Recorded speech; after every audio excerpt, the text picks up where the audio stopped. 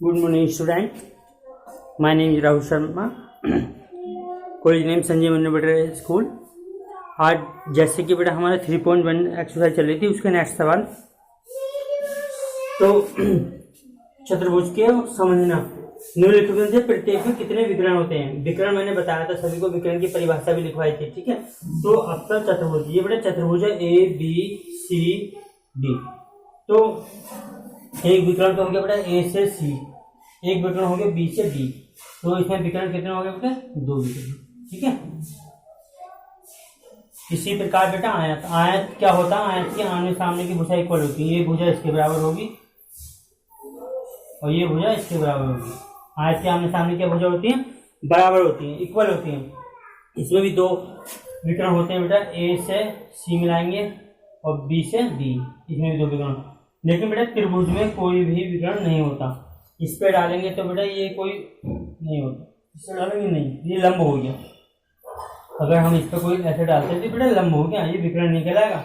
विकर्ण जो होता है हमारा एक कोणों से मिलता है, ये वर्टिक्स जो होती है, वर्टिक्स, ठीक है ना।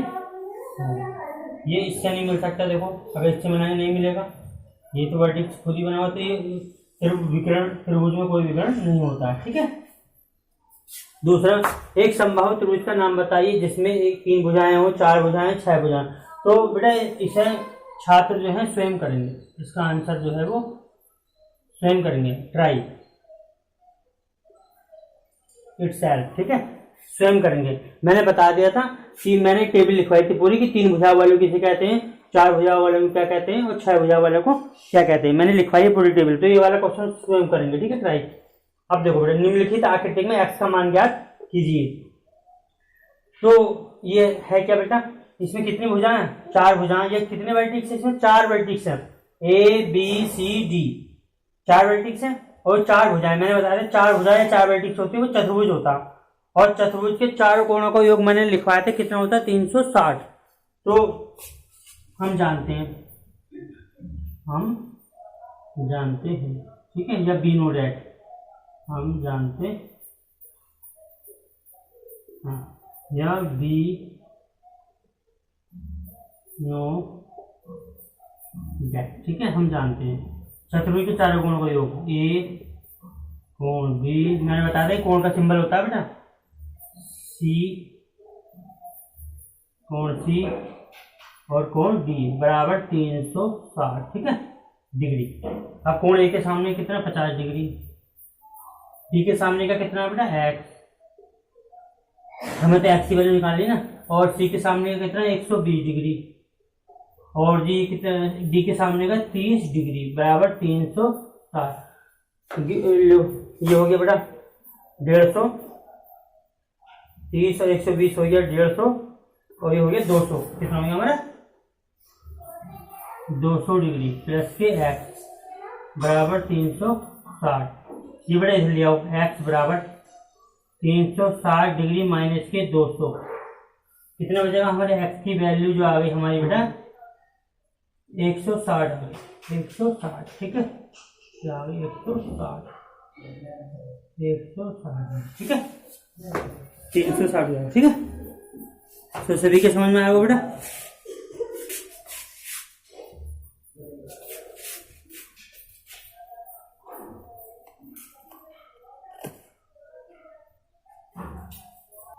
क्वेश्चन नंबर 5 जो चल रहा था बेटा हमारा, उसी का पार्ट है क्वेश्चन नंबर 5। निम्नलिखित आकृति में x का मान जाइए। क्वेश्चन नंबर 5 का जो है सेकंड पार्ट चल रहा है, सेकंड पार्ट है ये, और ये थर्ड पार्ट, ठीक है। इसका चित्र मैं भी बनाऊंगा दोबारा से, ठीक है।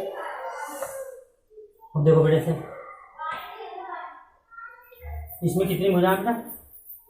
इसमें देखो 1 2 3 4 5 भुजा। ये पंचभुज है, क्या है? पंचभुजा, पंचभुज मतलब कि पेंटागन, पंचभुज, ठीक है, पंचभुज है हमारा, पंचभुज।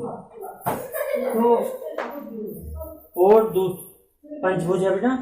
और दूसरी बात पता है हमें, सीखा होगा हमने 7th 8th में, जो भी सीखा होगा आपने 7th क्लास में, तो यहाँ पे और ये इतना डिग्री का जो मान होता है ये बेटा 180 डिग्री होता है, 180 डिग्री इतना एंगल। ठीक है, अगर इसमें आधा दिया होगा तो ये जैसे मान लो ये दिया हमारा इतना 70 दिया इन्होंने, तो 70 बेटा 180 में से 70 घटा देंगे, 170 तो 110 डिग्री आ जाएगा ये वाला एंगल जो हमारा, ये एंगल जाएगा हमारा अब 110 डिग्री आ जाएगा। और जब इन दोनों को सम जोड़ेंगे तो बेटा ये 180 डिग्री हो जाएगा, देखो हो जाएगा नहीं हो जाएगा। तो इस एक लकीर का जो ये पूरा इतना होता है तो ये 180 डिग्री होता है। ठीक है, ध्यान रखिए बेटा। अब देखो तो पंचभुज की कंडीशन क्या होती है, हम जानते हैं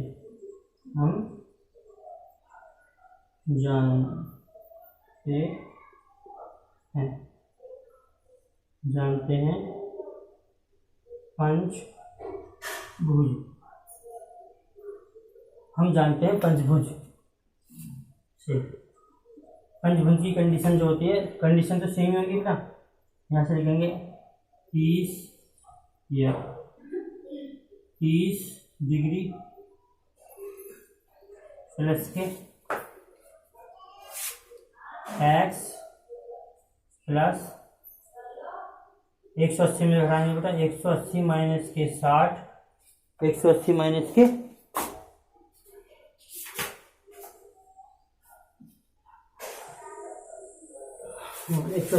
60, ये भी प्लस के 180 माइनस के 70। देखो 30 डिग्री x, ये पूरी यहाँ तक का जो मान होगा बेटा ये वाला 180 होगा, 180 में से फिर ये 60 घटाएंगे, मैंने पहले बता दिया कि पूरी इतना हाफ एंगल का, हाफ सर्किल का जो मान होता है वो 180 डिग्री होता है। ठीक है, यहाँ पे देखो बेटा प्लस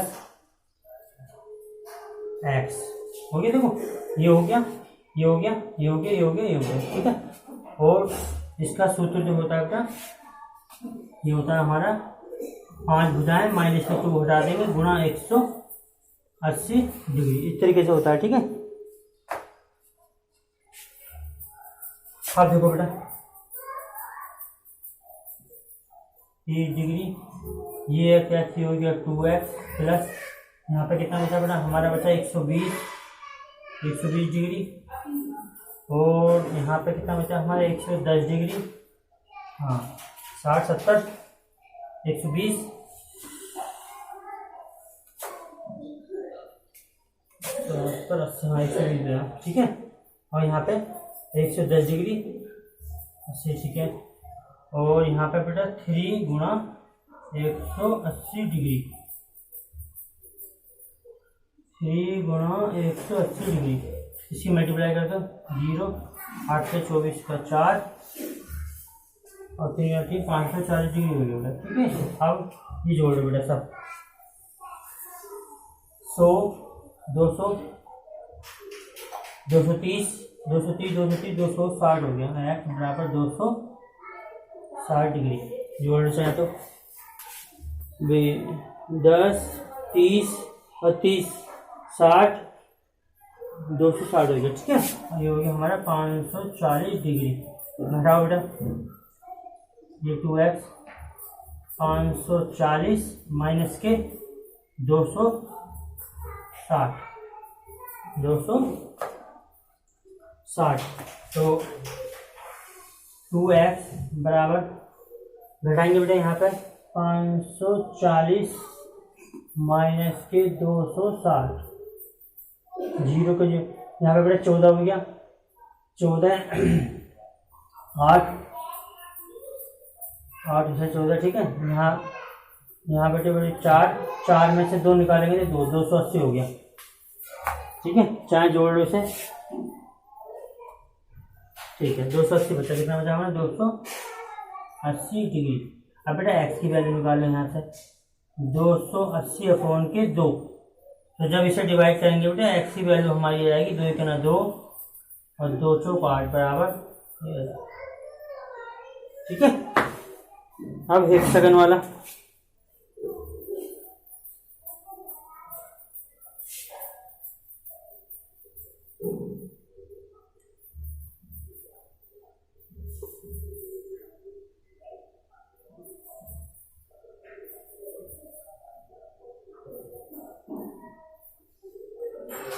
ये हो गया, ठीक है। ये भी एक्स है इसमें, ये भी एक्स है, ये भी एक्स है, ये भी एक्स है और ये भी एक्स है। कितनी भुजाएं देखो बेटा इसमें,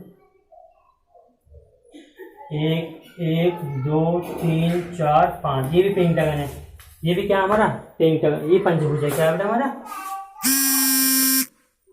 पंचभुज, ये हमारा पंचभुज है। तो हम जानते हैं पंचभुज, हमें तो एक्स की वैल्यू निकालनी है, ठीक है। हम जानते ये 3 हो जाए पंचभुज का पेंटागन, ठीक है। पंचभुज में वही बेटा चारों भुजाओं ले लो, x plus x plus x plus x, 1 2